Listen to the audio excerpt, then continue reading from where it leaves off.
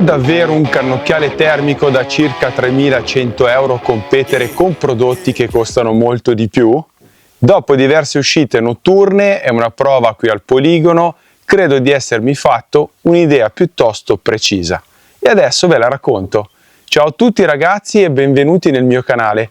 Io sono Piergiovanni Salimbeni, giornalista e tester dal 1997 di strumenti ottici e digitali e oggi vi parlerò del nuovo Pixfra Pegasus 2 P650 LRF, il modello di punta della nuova gamma di cannocchiali termici di Pixfra.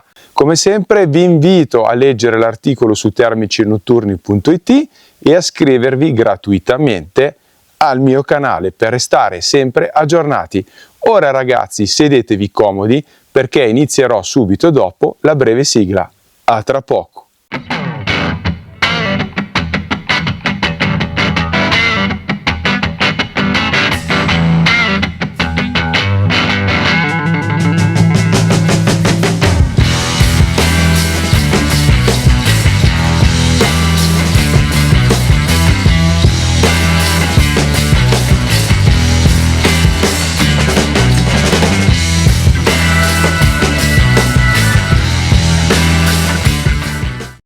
Inizio con il dirvi che negli ultimi anni il settore dei cannocchiali termici ha fatto passi da gigante. Oggi infatti è possibile acquistare degli strumenti con prestazioni veramente elevate, senza dover necessariamente investire cifre proibitive. La famiglia Pegasus 2 è composta da 3 modelli. Si parte dal P335 LRF con sensore da 384 x 288 per poi passare al 635 che utilizza un sensore da 640 x 512 con obiettivo da 35 mm, per arrivare al protagonista di questa prova, il P650 LRF, che ha lo stesso sensore ma un obiettivo da 50 mm, privilegiando quindi le osservazioni e il tiro sulle lunghe distanze. Per il montaggio, come state vedendo, ho utilizzato un attacco rapido con Tessa, installandolo sulla mia Tikka T3X TH1 in calibro 223 Remington. Dopo un primo allineamento, diciamo così, effettuato a casa, ho completato l'azzeramento direttamente al poligono e comunque ve ne parlerò tra pochissimo. Durante le osservazioni, chiamiamole naturalistiche, quindi della fauna in generale, ho preferito montarlo su una slitta Picatinny con piastra Arca Swiss, fissandolo poi al mio treppiede in carbonio. In questo modo sono potuto dare anche in zone abbastanza popolate da fauna. Questa è stata una configurazione che mi ha infatti consentito di utilizzarlo anche come cannocchiale da osservazione e per effettuare tutte le riprese degli animali che vedrete nel corso di questa recensione. Passiamo adesso alla costruzione del Pegasus 2 P650 LRF. Dal punto di vista estetico ricorda molto un classico cannocchiale ottico da appuntamento e questa secondo me è già una caratteristica positiva. Il corpo è realizzato interamente in lega di magnesio con finitura anodizzata nera opaca, pesa circa 820 grammi senza batterie e risulta quindi molto vicino come peso a un buon cannocchiale ottico con obiettivo da 50 mm. Anche il montaggio sulla mia Tikka, seppur sia un po' pesantina come arma, non ha creato alcun problema, grazie infatti all'ampia porzione di tubo da 30 mm disponibile per gli attacchi. Inoltre il prodotto è certificato IP67, resiste a rinculi anche molto elevati, quindi superiori a quest'arma, ed è progettato in generale per lavorare anche in condizioni climatiche difficili. L'obiettivo è un 50 mm aperto a f1 con lenti in germanio, protetto da un robusto tappo incernierato che rimane sempre solidale allo strumento. Sopra la campana è integrato anche il modulo del telemetro laser, molto compatto, il 15% più leggero della concorrenza e ben inserito nel profilo del cannocchiale. Ho apprezzato parecchio la sua ergonomia, perché la ghiera di messa a fuoco è sulla torretta verticale, ampia e precisa, il selettore di accensione immediatamente raggiungibile propone anche il sistema stand-by e la torretta opposta invece va a ospitare la batteria sostituibile 18650. Sopra il ponte oculare troviamo invece la rotella multifunzione che permette di gestire praticamente tutte le principali funzioni del cannocchiale, insieme al pulsante dedicato al telemetro e alla registrazione video. Dopo pochi minuti di utilizzo vi devo dire che si riesce a comandare tutto anche completamente al buio senza mai staccare l'occhio dall'oculare. Parlando proprio dell'oculare, troviamo un comodo paraluce in gomma a soffietto e una ghiera di regolazione diottrica che è stata molto ben realizzata ed è molto precisa nei movimenti. Mi è piaciuta perché è abbastanza frenata e questo va a evitare regolazioni accidentali magari durante il trasporto. Il display è un OLED da 0,5 pollici con risoluzione di 1600 x 1200 pixel, immagine nitida, buon contrasto e soprattutto pochissimo affaticamento visivo anche dopo parecchie ore di utilizzo. Per quanto riguarda le palette colore, Pixfra ha messo a disposizione degli appassionati 6 differenti modalità di visualizzazione. La White Hot è molto intuitiva e permette di leggere rapidamente la scena, mentre la Black Hot comunque mi ha aiutato spesso a separare meglio gli animali dallo sfondo. Durante le osservazioni molto lunghe, come vi ho già anticipato, è meglio preferire palette di colore rosso perché vanno comunque a evitare un stringimento eccessivo della pupilla dei vostri occhi e poi affaticano meno appunto la retina. Il menu è organizzato molto bene, con una semplice pressione della rotella si apre il menu rapido, dal quale poi è possibile modificare, come vedete, immediatamente luminosità, contrasto, nitidezza, palette colore, modalità forest e alto. Tenendo invece premuta la rotella si accede al menu completo, dove in questo caso trovate veramente tantissime impostazioni avanzate. Nell'articolo le spiego tutte, insomma, le illustro tutte, dal telemetro al calcolatore balistico fino ai profili di azzeramento. Dopo poche uscite, secondo me, riuscirete già a modificare praticamente tutto senza dover più consultare il manuale. Il Pegasus può essere collegato allo smartphone tramite l'applicazione Pixfra Outdoor. L'associazione è semplicissima, è abbastanza veloce, con la classica password 1, 2, 3, 4, 5, 6, 7, 8 e permette di vedere in tempo reale ciò che osservate dal cannocchiale, registrare immagini, video, consultare l'album interno di foto e video e gestire tante informazioni direttamente dal telefono. Naturalmente il firmware può essere aggiornato sia tramite computer oppure direttamente con l'applicazione, come ho fatto io. Vedete ad esempio i due aggiornamenti, l'aggiornamento effettuato col prima e il dopo. Questa è una funzione che consiglio sempre di verificare perché spesso va a introdurre nuove funzioni e migliora la stabilità del sistema nel complesso. Ho apprezzato poi molto anche la disposizione pratica dei comandi, perché in pratica dopo un po' di tempo riuscirete comunque a controllare tutto senza mai andare a staccare l'occhio dall'oculare.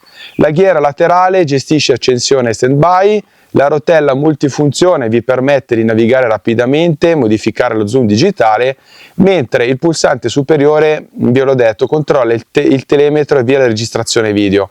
Tra le funzioni che ho utilizzato maggiormente c'è sicuramente il sistema Picture in Picture, che è molto utile durante il tiro oppure durante l'osservazione perché permette di ingrandire la zona del reticolo mantenendo comunque la visione panoramica completa dell'ambiente. Molto pratica anche la funzione Hot Spot Tracking, quindi va a individuare automaticamente il punto più caldo della scena e questo aiuta a seguire gli animali anche quando magari si muovono tra la vegetazione ovviamente non fittissima.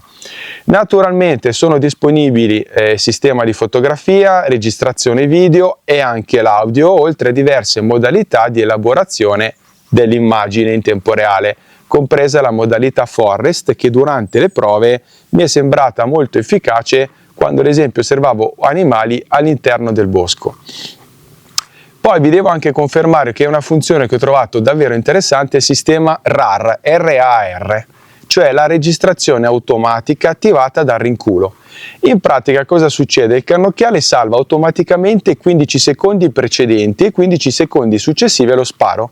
È una soluzione molto intelligente perché vi permette di conservare tutta la sequenza senza doversi ricordare di avviare il tasto manualmente di registrazione proprio nel momento più importante. Un altro fattore che comunque mi ha convinto durante l'utilizzo pratico riguarda il sistema di azzeramento. Tra poco appunto lo vedremo insieme.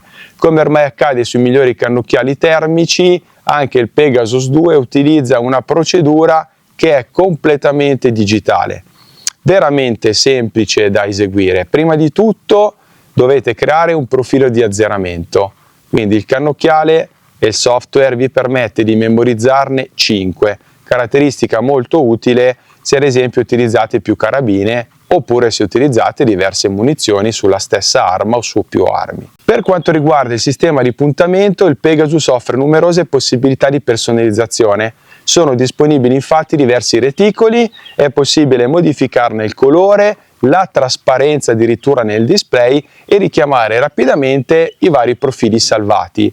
Personalmente ho preferito utilizzare il reticolo giallo, che mi pare che nel menu però sia indicato come verde. Durante le prove diurne ho preferito questo colore perché offre un contrasto molto più evidente sulle palette più chiare, almeno secondo i miei gusti. Durante le osservazioni e le prove notturne invece mi sono trovato meglio come sempre con il reticolo rosso, che risulta anche meno invasivo e più rilassante durante un utilizzo eventualmente prolungato.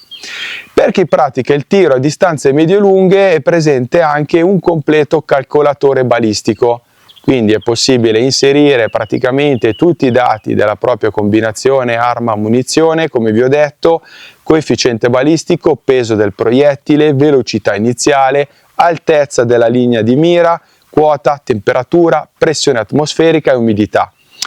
Una volta effettuata questa configurazione, il telemetro va a misurare automaticamente la distanza del bersaglio e il software calcola la compensazione balistica.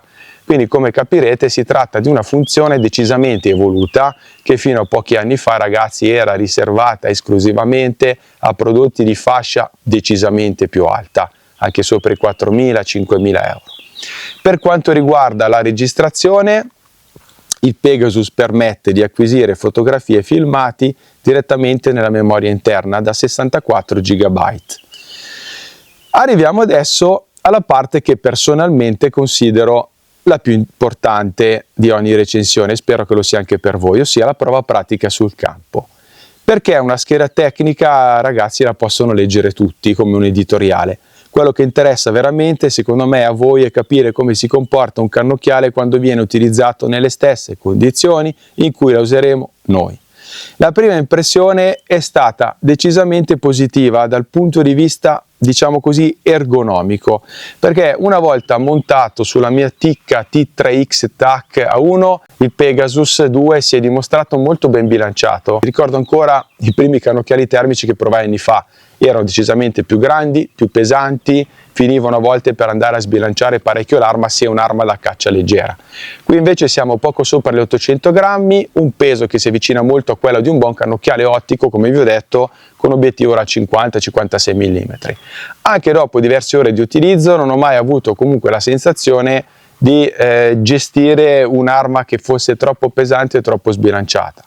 Ho apprezzato parecchio anche l'ergonomia dei comandi, perché ve lo ripeto un'altra volta, le ghiere sono grandi, le torrette sono ottime, benzigrinate, con una buona meccanica e si possono utilizzare, presumo, senza problemi anche con i guanti invernali. Io ora che ci sono già 26 gradi e le 8:23 ho provato solo a utilizzare i guanti da tiro. Per quanto riguarda invece la prova al poligono, ho effettuato la sessione presso il Tavla Montagnola, quindi siamo a circa 1000 metri di quota sopra il Lago Maggiore in provincia di Varese, in assenza praticamente di vento. Il paraluce in gomma ha isolato bene la luce laterale e ha reso la visione abbastanza confortevole. Naturalmente vi rammento che l'estrazione pupillare, come tutti i termici, è inferiore rispetto a un classico cannocchiale da tiro, però in realtà col mio 223 non ho mai avuto alcun problema come calibro. Se invece utilizzate calibri molto più potenti, sarà opportuno secondo me prestare maggiore attenzione alla posizione dell'occhio.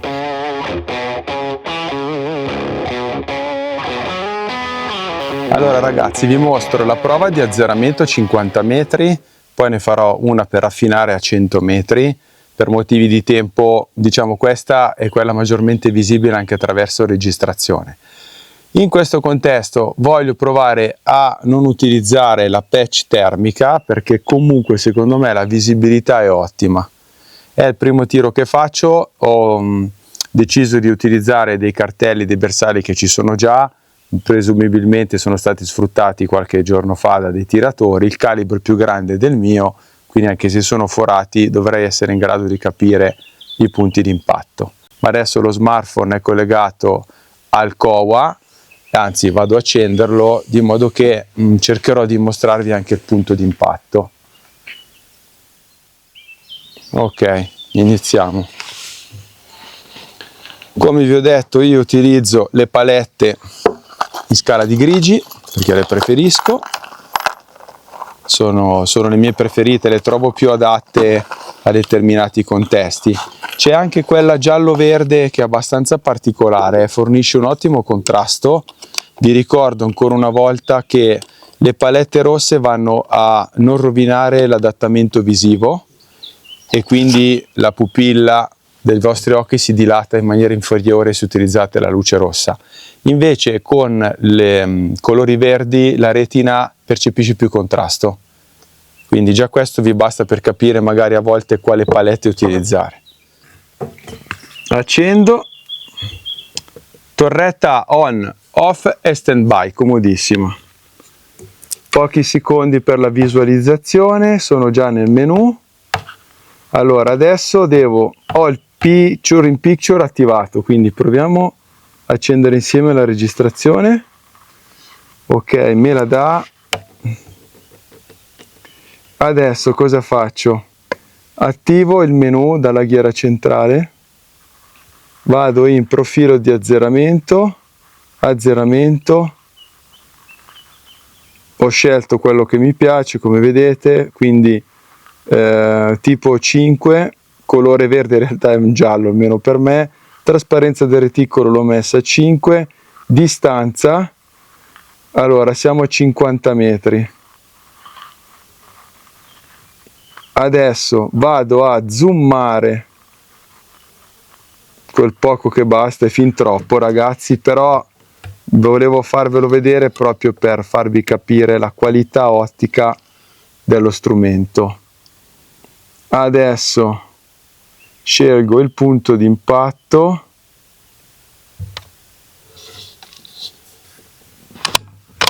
facciamo proprio un primo tiro per vedere cosa succede, più che altro vedere dove va, perché magari è molto fuori. Ok, allora non si vede il punto di impatto, guardo con il cannocchiale da tiro,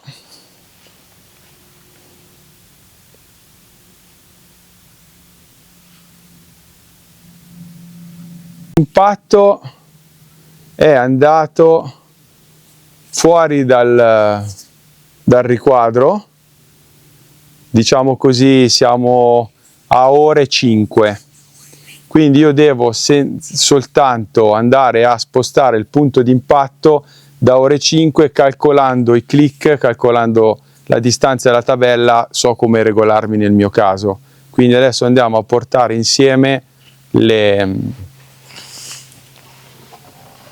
impostazioni. Vi faccio vedere, frizzo l'immagine, scendo e vado a portare i regolamenti con i click. Guardate, il punto di impatto è praticamente qui in basso,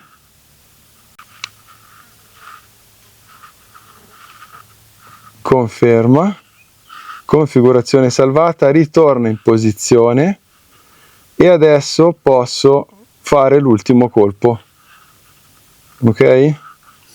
Ho il picture in picture in alto, ma volendo potete anche alla bisogna utilizzare il vostro sistema. Diamo una breve regolazione sul punto di impatto. Col sacco di sabbia ragazzi sarebbe meglio, però